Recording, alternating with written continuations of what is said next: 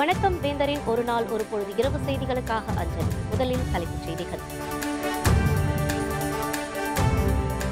பச்சை வண்ண ரேஷன் கார்டுகளுக்கு மட்டும் 1000 ரூபாய் வழங்க உத்தரவு. உயர்நீதிமன்றத்தில் மேல்முறையீடு செய்ய அரசு முடிவு. 2018 தமிழ் பேராய விருதுகள் டாக்டர் பாரிவேந்தர் அறிவிப்பு.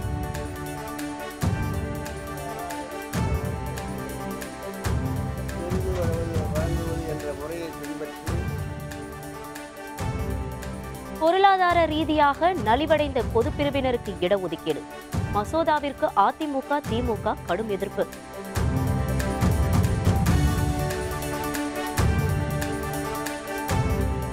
நீதித்துறைக்கு நெருக்கடி என அறிவிக்க நேரிடும். தமிழக அரசுக்கு உயர்நீதிமன்றம் எச்சரிக்கை.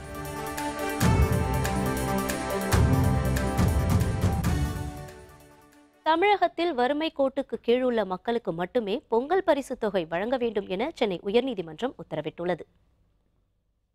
பொங்கல் திருநாளையொட்டி அனைத்து குடும்ப அட்டைதாரர்களுக்கும் தலா 1000 ரூபாய் மற்றும் அரிசி, சர்க்கரை, கரும்பு உள்ளிட்டவை அடங்கிய பொங்கல் பரிசு தொகுப்பு வழங்க தமிழக அரசு உத்தரவிட்டது.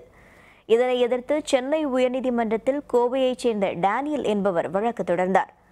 இதனை விசாரித்த நீதிபதிகள் சத்யநாராயணன், ராஜமாணிக்கம் அமர்வு வறுமை கோட்டுக்கு கீழ் உள்ள மக்களுக்கு மட்டுமே பரிசு தொகை வழங்க வேண்டும் என உத்தரவிட்டது. வெள்ளை நிற அட்டை மற்றும் சர்க்கரை மட்டுமே வாங்கும் ரேஷன் அட்டைகளுக்கு 1000 ரூபாய் ரொக்கப்பணம் வழங்கப்படாது என தெரிவித்தது. அரிசி வாங்கும் ரேஷன் அட்டை வைத்திருப்போருக்கு மட்டுமே 1000 ரூபாய் வழங்க வேண்டும் என்றும் உத்தரவிட்டது.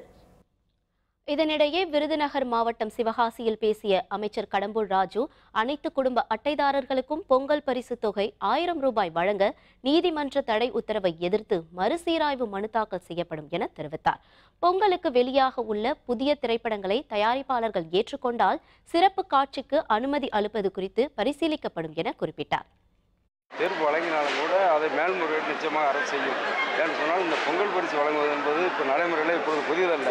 இந்த திட்டம் ஏற்கனவே அரசு சார்பாக நடைமுறையில் இருந்திருக்கின்ற திட்டம்தான். அதை மாண்புமிகு முதலமைச்சர் இன்றைக்கு அண்ணன் எடப்பாடி அவர்கள் அம்மாவின் வழியில் அதை விரிவாக்கம் செய்து இன்றைக்கு 1000 ரூபாய் ரொக்க பரிசு என்று அறிவித்து மக்கள் மிக மகிழ்ச்சியோடு பெற்றுக்கொண்டிருக்கின்றார்கள். இந்த நிலையில் உயர்நீதிமன்றம் சென்றிருந்தாலும் கூட மாண்புமிகு அம்மாவின் அரசு அதில் மேல்முறையீடு செய்து உரிய உத்தரவை வழங்கி மக்களுக்கு நிச்சயமாக வழங்கும் என்பது தெரியும். 1000 ரூபாய் ரொக்கத்துடன் கூடிய பொங்கல் பரிசு வழங்கும் தமிழக அரசின் திட்டத்திற்கு மத்திய இணையமைச்சர் பொன் ராதாகிருஷ்ணன் வரவேற்பு தெரிவித்துள்ளார். கன்னியாகுமரி மாவட்டம் நாகர்கோவிலில் நடைபெற்ற நிகழ்ச்சியில் பங்கேற்ற பின்னர் அவர் செய்தியாளர்களை சந்தித்தார். அப்போது ஒக்கி, கஜா புயல் போன்ற புயல்களால் பாதிக்கப்பட்ட மக்கள் எவ்வித சிரமமும் இன்றி பொங்கல் பண்டிகையை கொண்டாட வேண்டும் என்ற எண்ணத்தில் தமிழக அரசு இந்த திட்டத்தை கொண்டு வந்ததாக கூறினார். மத்திய அரசு கொண்டு வந்துள்ள 10% இடஒதுக்கீடு என்பது பொருளாதார ரீதியில் தாழ்ந்து இருப்பவர்களுக்காக கொண்டுவரப்பட்ட திட்டம் எனவும் பொன் ராதாகிருஷ்ணன் தெரிவித்துள்ளார். கஜா புயல் பாதிக்கப்பட்ட பகுதிகள், ஒக்கி புயல் பாதிக்கப்பட்டது, பல இடங்களில் பல விதமான பாதிப்புகள் ஆளாதுனால சாதாரண ஏழை குடும்பங்களை சேர்ந்தவர்கள் ஏற்பட்ட பாதிப்பை மறக்க வைக்கக்கூடிய அளவில் இந்த பொங்கல் விழாவை பயன்படுத்திக் கொள்ள வேண்டும் என்று தமிழக முதல்வர் அவர்கள் கருதியதாக இருக்கமனம் என்று சொன்னார். அப்படி ஒரு சிந்தனை இருக்கும்போது அதை நான் குறை சொல்ல மாட்டேன். நீதிமன்ற அறிவிப்பு வரும் வரை வழங்கப்படும் என தெரிவிக்கப்பட்டதை அடுத்து பொங்கல் பரிசு தொகையான 1000 ரூபாயை பெற வெள்ளை நிற குடும்ப அட்டைதாரர்கள் ஏராளமானோர் நியாய விலைக் கடைகளில் இன்று குவிந்தனர். எல்லா கார்டுக்குமே இன்னைக்கு இஷ்யூ பண்ணியிருக்காங்க. பொங்கலோட திங்ஸ் எல்லாருக்கும் எல்லாம் கிடையாது. ஒயிட் கார்டுக்கும் கொடுத்துருக்காங்க. எங்களுக்கு அதனால சந்தோஷம். எப்பயுமே கிரீன் கார்டுக்கு மட்டும் தான் கொடுப்பாங்க. இந்த வாட்டி எல்லா கார்டுக்கும் கொடுத்தது எங்களுக்கு ரொம்ப சந்தோஷம். ஏன்னா இதை எல்லாருமே வாங்கிக்கணுன்ற ஒரு எண்ணம் எங்களுக்கு எப்பவுமே இருக்கு. கோர்ட் தடை பண்ணியிருக்காங்க, ஆனாலும் இப்போ இஷ்யூ பண்ணியிருக்காங்க. இன்னும் ஆர்டர்ஸ் இந்த ஷாப்பில் வரல. ஸோ அவங்க இஷ்யூ பண்ணிட்டு இருக்காங்க. எங்களுக்கு ஒயிட் கார்டுக்கு கேட்டேன். எங்களுக்கு இன்னும் எங்களுக்கு ஆர்டர் வரலங்க. கோர்ட் ஆர்டர் கொடுத்துக்கிறாங்க, ஆனால் எங்கள் கடைக்கு இன்னும் ஆர்டர் வரல. அதனால் நாங்கள் வர வரைக்கும் நாங்கள் உங்களுக்கு இஷ்யூ பண்ணுவோம். அதனால் நாங்கள் நில்லுங்க, நாங்கள் கொடுக்குறேன்னுக்கிறாங்க. எனக்கு முன்னாடி ஒரு 10 பேர் வாங்கினாங்க. ஒயிட் கார்டு வாங்கிக்கிறாங்க. அவங்களும் பணம் கொடுத்து வாங்கி போய்க்கிறாங்க. கொடுத்தா எல்லாருக்கும் நல்லது. ஏன்னா எல்லாரும் ஏழைப்பாடுகள் தான் எல்லாம். அதனால் எல்லாருக்கும் கொடுக்கணும். யாருக்கும் ஒருத்தர் கொடுத்து ஒருத்தர் இல்லைன்னு சொல்லி இந்த பாகுபாடு இருக்கக்கூடாது. அதனால் கொடுத்தா அந்த எல்லாம் நல்லாயிருக்கும் எல்லாருக்கும். வெளிநாடுகளில் வசிக்கும் தமிழர்களுக்காக எஸ்ஆர்எம் தமிழ் பேராயம் சேவையாற்றி வருவதாக எஸ்ஆர்எம் பல்கலைக்கழக நிறுவனரும் வேந்தருமான டாக்டர் பாரிவேந்தர் தெரிவித்துள்ளார். சென்னை வடபழனி SRM பல்கலைக்கழக கூட்ட அரங்கில் 2018 தமிழ் பேராயம் விருதாளர்களின் பட்டியலை டாக்டர் பாரிவேந்தர் வெளியிட்டார். இதனைத் தொடர்ந்து செய்தியாளர்களிடம் பேசிய அவர், இந்த ஆண்டு 400 பேர் விருதுக்காக விண்ணப்பித்தார்கள் என தெரிவித்தார். நீதியரசர் முனைவர் P. தேவதாஸ் தலைமையில் 4 பேர் கொண்ட உறுப்பினர்கள் விருதாளர்களை தேர்வு செய்தனர் என்றும், இதற்கு முன்னர் தமிழ் பேராயம் விருது பெற்றவர்கள் சாகித்ய அகாதமி, செம்மொழி விருது போன்ற விருதுகளை பெற்றுள்ளதாக கூறினார். இதுவரை தமிழ் பேராயம் சார்பில் கடந்த 7 ஆண்டுகளில் 1,50,00,000 ரூபாய் மதிப்பில் விருதுகள் வழங்கப்பட்டுள்ளதாகவும் டாக்டர் பாரிவேந்தர் குறிப்பிட்டார். SRM பல்கலைக்கழகம் தமிழ் பேராயம் என்ற அமைப்பை தொடங்கி உலகில் உள்ள தமிழர்களுக்கு அறிவிப்பு செய்து அந்த சிறந்த ஒன்றுக்கு 11 துறைகளில் விருது வழங்குவது என்ற முறையை பின்பற்றி இன்று 7வது ஆண்டாக நடக்க இருக்கிறது. இந்த விருதுகளுக்காக ஒதுக்கப்பட்ட அளவு செலவு செய்யப்பட்ட தொகை 1.5 கோடி. இங்கே பெறுகிற அந்த விருதாளர்கள் பல நேரங்களில் சாகித்ய அகாடமிக்கும் மனு செய்து அவர்கள் அந்த சாகித்ய அகாடமி விருதையும் பெற்றிருக்கிறார்கள். SRM பல்கலைக்கழகம் தமிழ் பேராயம் சார்பில் கோவில்களில் தமிழில் அர்ச்சனை செய்ய ஏராளமான ஓதுவார்கள் உருவாக்கப்பட்டுள்ளதாக டாக்டர் பாரிவேந்தர் குறிப்பிட்டார். தென்கொரியாவில் 2வது ஆட்சி மொழியாக தமிழ் மொழி இருந்த நிலையில் அதனை மாற்றப்போவதாக அந்நாட்டு அரசு அறிவித்தது. இதனையடுத்து SRM பல்கலைக்கழகம் சார்பில் தகுதியான பல தமிழ் ஆசிரியர்களை அனுப்பி வைத்து 66 பேர் பட்டம் பெற்றதாக டாக்டர் பாரிவேந்தர் குறிப்பிட்டார். சவுத் ஆப்பிரிக்காவில் நீண்ட ஒரு காலமாக தமிழ் 2வது மொழியாக இருந்திருக்கிறது. 2வது மொழியாக இருக்கிற தமிழை நிறுத்தப் போகிறோம் என்று ஒரு அறிவிப்பை தந்தார்கள். ஆகவே உங்களால் தகுதியான தமிழாசிரியர்களை உருவாக்கி கொடுக்க முடியுமா என்று கேட்க, மற்ற பள்ளிகளுக்கெல்லாம் முடியாது என்று சொல்ல, அந்த நேரத்தில் 7 ஆண்டுகளுக்கு முன்னால் எங்களிடம் வந்தபொழுது நாங்கள் அந்த பொறுப்பை ஏற்றுக்கொண்டோம். தமிழ் கற்பிக்கிற அளவுக்கு தகுதி உள்ளவர்களாக அவருக்கு கற்றுக் கொடுத்து பல தேர்வுகள் நடத்தி பிறகு அவர்களுக்கு நாங்கள் பட்டமும் கொடுத்துருக்குறோம்.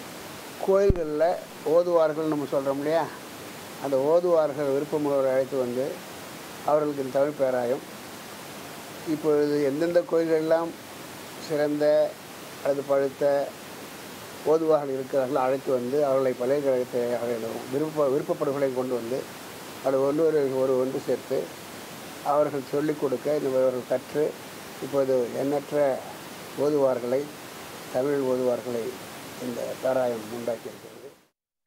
இந்த நிகழ்ச்சியில் SRM பல்கலைக்கழக பதிவாளர் நா. சேதுராமன், தமிழ் பேராயத்தின் தலைவர் மற்றும் SRM பல்கலைக்கழகத்தின் இணை துணைவேந்தர் முனைவர் ரா. பாலசுப்ரமணியன், SRM பல்கலைக்கழகத்தின் நிதி இயக்குனர் மு. பாலசுப்ரமணியன் உள்ளிட்ட பலர் கலந்து கொண்டனர். 2018ஆம் ஆண்டுக்கான SRM பல்கலைக்கழக தமிழ் பேராயத்தின் பாரிவேந்தர் பைந்தமிழ் விருது தஞ்சை தமிழ் பல்கலைக்கழகம் முன்னாள் துணைவேந்தரும் முனைவருமான இ. சுந்தரமூர்த்திக்கு வழங்கப்படுகிறது. இந்த ஆண்டுக்கான விருது பெறுவோர் பட்டியலை தமிழ் பேராயத்தின் புரவலர் டாக்டர் பாரிவேந்தர் இன்று அறிவித்துள்ளார். திரு ராமசாமி நினைவு பல்கலைக்கழகம் தமிழ் பேராயம் என்றோர் அமைப்பை நிறுவி ஆண்டுதோறும் தமிழில் வாழ்நாள் சாதனையாளர் ஒருவருக்கு பாரிவேந்தர் பைந்தமிழ் விருதினையும் மேலும் தமிழில் 10 வகைப்பாடுகளில் விருதுகளை வழங்கி வருகிறது. இந்த ஆண்டு புதுமை பித்தன் படைப்பிலக்கிய விருது நீவா நதி நூலுக்காக எழுத்தாளர் கவிப்பித்தனுக்கு வழங்கப்படுகிறது. பாரதியார் கவிதை விருது இணைவெளி கவிதைகள் என்ற நூலுக்காக மரபின் மைந்தன் முத்தையாவுக்கு வழங்கப்படுகிறது. அளவள்ளியப்பா குழந்தை இலக்கிய விருது மந்திர மரமும் மாய உலகங்களும் என்ற நூலுக்காக இரா கற்பகத்திற்கு வழங்கப்படுகிறது. பேனா அப்புசாமி அறிவியல் தமிழ் விருது இணைய குற்றங்களும் இணையவெளி சட்டங்களும் என்ற நூலுக்காக மு. சந்திரிகா சுப்பிரமணியனுக்கு வழங்கப்படுகிறது. ஆனந்த குமாரசாமி கவின்கலை விருது மற்றும் முத்துத்தாண்டவர் தமிழிசை விருதினை கம்பெனியில் இசைத்தமிழ் என்ற நூலுக்காக அரிமளம் சு. பத்மநாபன் பெறுகிறார்.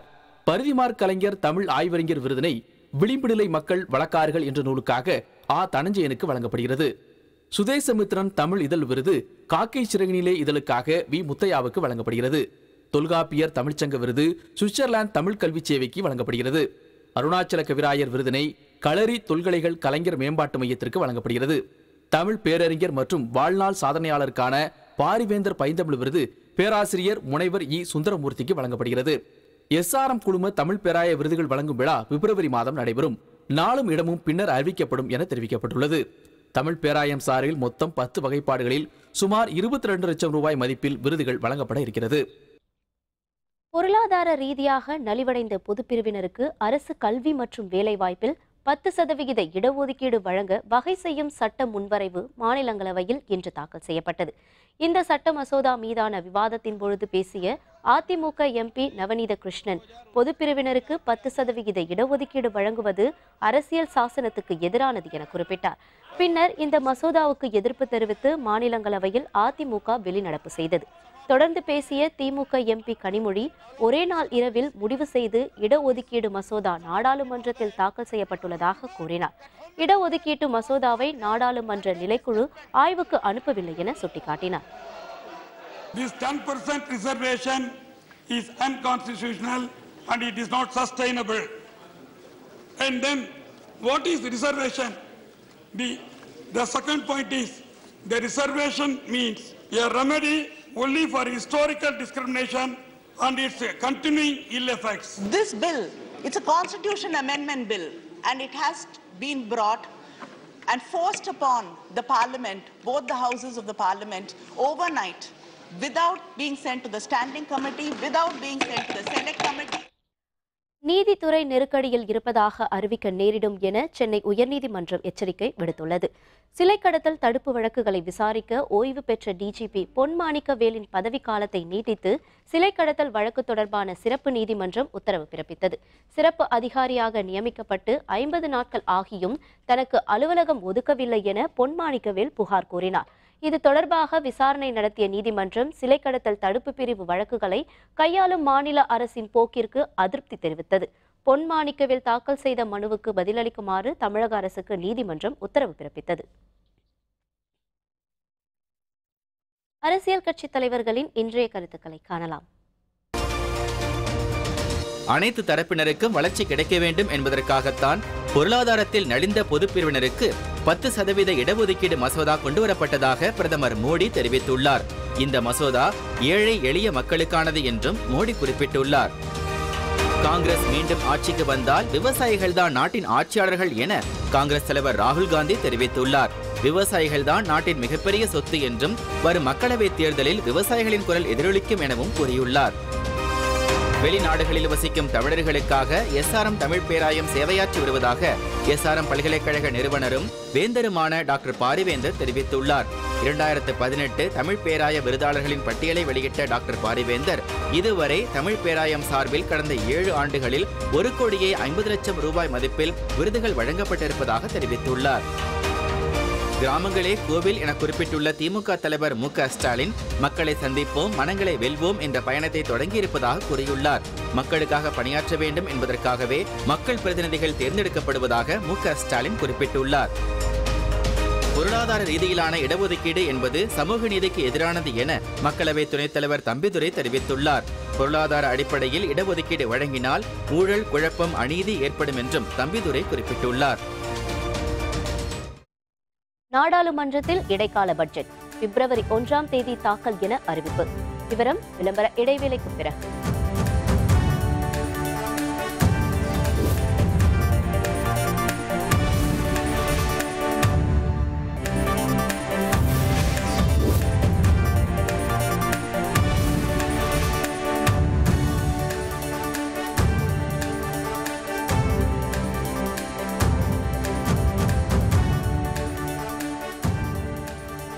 செய்திகள் தொடர்கின்றன. நாடாளுமன்றத்தில் பிப்ரவரி மாதம் 1ஆம் தேதி இடைக்கால பட்ஜெட் தாக்கல் செய்யப்படும் என்ற தகவல் வெளியாகியுள்ளது. வருகிற 31ஆம் தேதி தொடங்கி பிப்ரவரி 13ஆம் தேதி வரை பட்ஜெட் கூட்டத்தொடர் நடைபெறவுள்ளது. குடியரசுத் தலைவர் ராம்நாத் கோவிந்த் உரையுடன் தொடங்க உள்ள பட்ஜெட் கூட்டத்தொடரில் பிப்ரவரி 1ஆம் தேதி இடைக்கால பட்ஜெட் தாக்கல் செய்யப்பட உள்ளது. நாடாளுமன்ற விவகாரங்களுக்கான அமைச்சரவை கூட்டத்தில் இந்த முடிவு எடுக்கப்பட்டுள்ளதாக தகவல்கள் வெளியாகியிருக்கிறது. தமிழகத்திற்கு பிரதமர் மோடி எப்போது வந்தாலும் அவருக்கு எதிராக கருப்பு கொடி காட்டப்படும் என மதிமுக பொதுச் செயலர் வைகோ தெரிவித்துள்ளார். மதுரை விமான நிலையத்தில் செய்தியாளர்களிடம் பேசிய அவர், நடந்து முடிந்த 3 மாநில பேரவைத் தேர்தல்களில் படுதோல்வி அடைந்த பாரதிய ஜனதா அங்கு குறிப்பிட்ட வகுப்புகளை சேர்ந்தவர்களின் வாக்குகளை பெறவே 10% இடஒதுக்கீட்டை கொண்டு வந்துள்ளதாக குற்றம் சாட்டினார். 3 மாநிலங்களில் படுதோல்வி அடைந்த பாரதிய ஜனதா கட்சி அந்த மாநிலங்களிலே உள்ள குறிப்பிட்ட மேற்பட்ட சமூகத்தினருடைய ஓட்டுகளை பெற வேண்டும் என்பதற்காக இந்த 10% கொடுத்திருக்கிறாங்க. நரேந்திர மோடி அரசு எப்படியெல்லாம் வஞ்சகம் செய்துன்னு பாருங்க. இவங்க தப்பி தவறி ஆட்சிக்கு வந்துட்டு அந்த நாடு நாசமாயிருங்கிற கவலை எனக்கு ரொம்ப இருக்கு.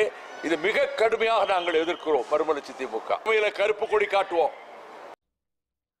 உதகையில் அரசு தாவரவியல் பூங்காவில் 123வது மலர் கண்காட்சியை முன்னிட்டு 230 வகையிலான 2 லட்சம் மலர் செடிகளை நடவு செய்யும் பணிகள் தொடங்கியுள்ளன. நீலகிரி மாவட்டம் உதகைக்கு ஆண்டுதோறும் சுற்றுலா பயணிகளை கவரும் வகையில் ஆண்டுதோறும் காய்கறி மற்றும் மலர் கண்காட்சிகள் நடத்தப்படுகின்றன. இந்த ஆண்டு நடைபெறும் 123வது மலர் கண்காட்சிக்கு ஜெர்மனி, அமெரிக்கா, நெதர்லாந்து உள்ளிட்ட நாடுகளில் இருந்து 230 வகையான விதைகள் கொண்டுவரப்பட்டு நடவு செய்யும் பணிகள் தொடங்கப்பட்டுள்ளன. இதனை மாவட்ட ஆட்சியர் இன்னசென்ட் திவ்யா தொடங்கி வைத்துள்ளார். 123வது மலர் கண்காட்சிக்கு இன்று நடவு துவக்கப்பட்டுள்ளது. இந்த தடவை டூரிஸ்ட் அட்ராக்ஷனுக்காக பண்ணலான்னு இருக்கிறோம். அதை குறித்து ஸ்டியரிங் கமிட்டி மீட்டிங் எல்லாம் நடக்கவிருக்கிறது. அதில் முடிவெடுக்கிறதுக்கு இருக்கிறோம். ஸோ இந்த ஆண்டு இன்னும் அதிகமான விசிட்டர்ஸ் அட்ராக்ட் பண்ணுறதுக்காக இந்த சம்மர் ஃபெஸ்டிவல் மிக சிறப்பாக கொண்டாடப்படும். இனி செய்திகளின் தொகுப்பை காணலாம். பட்டாசு ஆலைகளை திறக்க கோரியும் தொழிலாளர்களின் உரிமைகளை காக்க கோரியும் பட்டாசு தொழிலாளர்கள் பாதுகாப்பு குழு சார்பில் சிவகாசி உள்ளிட்ட 10 இடங்களில் சாலை மறியல் போராட்டம் நடைபெற்றது. பட்டாசு தொழிலுக்கு உச்சநீதிமன்றம் விதித்துள்ள நிபந்தனைகளால் 10 லட்சத்திற்கும் மேலான தொழிலாளர்கள் வேலையின்றி தவிக்கின்றனர். இதனை கண்டித்து சிவகாசி, திருத்தங்கல், சாட்சியாபுரம், வெப்பங்கோட்டை உள்ளிட்ட மாவட்டத்தில் 10 இடங்களில் சாலை மறியலில் ஈடுபட்ட தொழிலாளர்களை காவல்துறையினர் கைது செய்தனர். மகாராஷ்டிரா மாநிலம் நாக்பூரில் புதிதாக கட்டப்பட்டு வந்த மருத்துவமனை கட்டடத்தில் திடீரென தீ விபத்து நேரிட்டதால் பரபரப்பு நிலவியது. தகவல் அறிந்து சம்பவ இடத்திற்கு 10 வாகனங்களில் சென்ற தீயணைப்பு வீரர்கள் பல மணி நேரம் போராடி தீயை கட்டுப்படுத்தினர். இந்த தீ விபத்தால் உயிர் சேதம் ஏதும் ஏற்படாவிட்டாலும் அப்பகுதி முழுவதும் கரும்புகை எழுந்ததால் மக்கள் அவதியடைந்தனர். விழுப்புரம் மாவட்டம் கள்ளக்குறிச்சி அருகே அடுத்தடுத்த 2 வீடுகளில் நேரிட்ட தீ விபத்தால் 20 சவரன் நகைகள் உள்ளிட்ட 3 லட்சம் ரூபாய் மதிப்பிலான பொருட்கள் எரிந்து சேதமடைந்தன. பெருவாங்கூர் கிராமத்தை சேர்ந்த சேகர் என்பவருடைய வீட்டில் நேரிட்ட மின்கசிவால் தீ விபத்து ஏற்பட்டது. அங்கு வந்த காவல்துறையினர் தீயை கட்டுப்படுத்தினர். மத்திய மாநில அரசுகளின் பொருளாதார கொள்கைகளை எதிர்த்து தஞ்சாவூர் பழைய பேருந்து நிலையம் முன்பு பல்வேறு தொழிற்சங்கத்தினர் சாலை மறியல் போராட்டத்தில் ஈடுபட்டனர். புதிய ஓய்வூதிய திட்டத்தை ரத்து செய்ய வேண்டும் என்பது உள்ளிட்ட 12 அம்ச கோரிக்கைகளை வலியுறுத்தி அகில இந்திய அளவில் வேலைநிறுத்த போராட்டம் நடைபெற்று வருகிறது. 2வது நாளான இன்று தஞ்சை பழைய பேருந்து நிலையம் முன்பு பேருந்தை மறித்து அனைத்து தொழிற்சங்கத்தின் சார்பில் போராட்டத்தில் ஈடுபட்ட 100க்கும் மேற்பட்டோர் கைது செய்யப்பட்டனர்.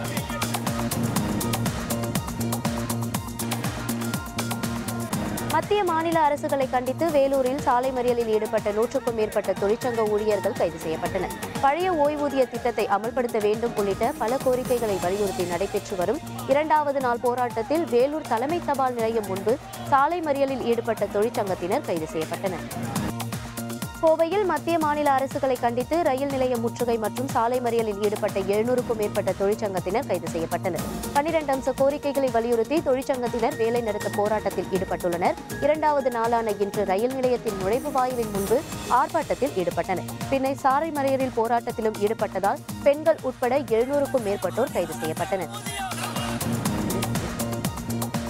மயிலாடுதுறை அடுத்த வள்ளலார் அகரம் பகுதியில் உள்ள செல்வ விநாயகர் ஆலயத்தில் உண்டியலின் பூட்டை உடைத்து 50,000 ரூபாய் பணம் மற்றும் வெள்ளிப் பொருட்கள் கொள்ளையடிக்கப்பட்டுள்ளன. அதிகாலையில் மார்கழி மாத வழிபாட்டிற்காக சென்ற கோயில் நிர்வாகி கொடுத்த புகாரின் பேரில் நிகழ்விடத்திற்கு வந்த காவல்துறையினர் கொள்ளை குறித்து விசாரணை மேற்கொண்டனர். அரசியல் களத்தில் உலாவரும் நிஜ தகவல்கள் நிழல் வடிவில் உங்களுக்காக. சூப்பர் நடிகர் நடிப்பில் உருவாகி இருக்கும் பேட்டா படம் வெளியாக இருக்கும் நிலையில் படத்தின் இயக்குனரான கார்த்திக்கின் செயல்பாடு சூப்பர் நடிகரை கவர்ந்து விட்டதாம். இதனால் மேலும் ஒரு திரைப்படம் சேர்ந்து செய்யலாம் என்று சூப்பர் நடிகர் கூறியிருக்கிறாராம். மேலும் ரவியானவருடன், சுரேஷானவர், தாசானவருடன் என சுமார் 1/2 டஜன் படங்களில் நடிக்க இருக்கிறாராம் சூப்பர் நடிகர். எனவே சூப்பர் நடிகரின் அரசியல் கட்சி தொடங்குவது பற்றிய அறிவிப்பு இந்த ஆண்டும் அறிவிப்பாகவே இருக்க வாய்ப்பிருக்கிறதாம். தமிழகத்தில் சூரிய கட்சியுடனான கூட்டணியில் கதர் கட்சி உறுதியானாலும் மற்றொரு புறம் பிற கட்சிகளுடன் கூட்டணிக்காக பேச்சுவார்த்தை நடைபெற்று வருகிறதாம். கமலானவரை கூட்டணியில் சேர்க்க சூரிய தலைவர் முரண்டு பிடிக்கிறாராம். ஒற்றை இலக்க இடங்கள் மட்டுமே தருவதாக கூறுவதால் கதர் கட்சி கூடுதல் இடங்களை கேட்கிறதாம். சூரிய கட்சியை விட்டு வந்தால் கூட்டணிக்கு தயார் என அம்மா கட்சி கூறுவதாலும் மற்றொரு புறம் வட மாவட்டத்தைச் சேர்ந்த ஜாதி கட்சி உள்ளிட்ட சில கட்சிகளுடன் இணைந்து கூடுதல் இடங்களில் போட்டியிடலாம் என்ற திட்டமும் இருக்கிறதாம். நடிகர் தரப்போ கதர் கட்சியை புதிய கூட்டணியில் இணைய வற்புறுத்தி வருகிறதாம். இதனால் கதர் கட்சியின் கூட்டணியானது இடியாப்ப சிக்கலிலேயே இருக்கிறதாம். பாலைவனத்தில் கார் பந்தயம், இரண்டாவது சுற்றில் பிரான்ஸ் வீரர் முதலிடம். விவரம் விளம்பர இடைவேளைக்கு பிறகு.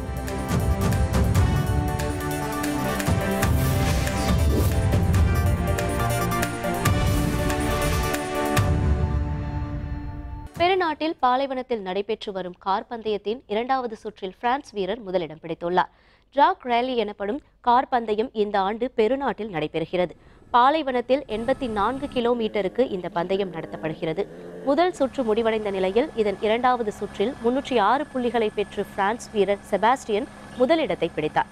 தென்னாப்பிரிக்க நாட்டை சேர்ந்த வீரர் டி வில்லியர்ஸ் ஒட்டுமொத்த புள்ளிப்பட்டியலில் முன்னிலை வகிக்கிறார். இதனைத் தொடர்ந்து இருசக்கர வாகனங்களுக்கான பந்தயமும் நடைபெற்றது.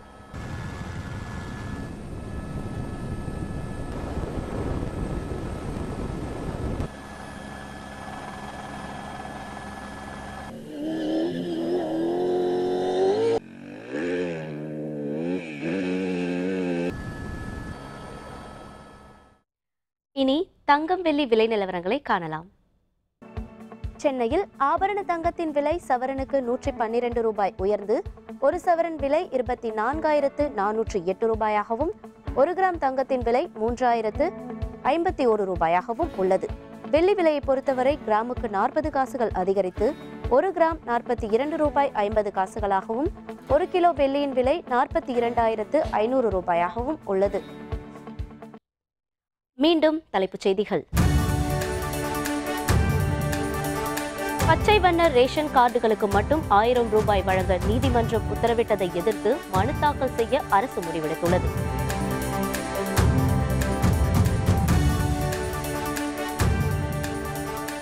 எஸ்ஆர்எம் பல்கலைக்கழகத்தின் 2018 தமிழ் பேராய விருதுகளை டாக்டர் பாரிவேந்தர் அறிவித்துள்ளார்.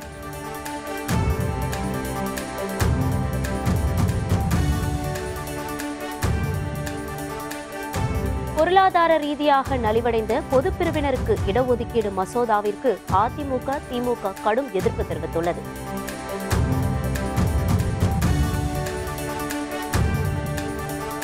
நீதித்துறைக்கு நெருக்கடி என அறிவிக்க நேரிடும் என தமிழக அரசுக்கு உயர்நீதிமன்றம் எச்சரிக்கை விடுத்துள்ளது. இத்துடன் வேந்தரின் ஒரு நாள் ஒரு பொழுது இரவு செய்திகள் நிறைவடைந்தன. வேந்தர் டிவி செயலியை பதிவிறக்கம் செய்து முக்கிய செய்திகளை நேயர்கள் காணலாம். மீண்டும் இரவு 10 மணிக்கு கண்ணுறங்கும் நிலை இரவு செய்திகளில் சந்திப்போம். வணக்கம்.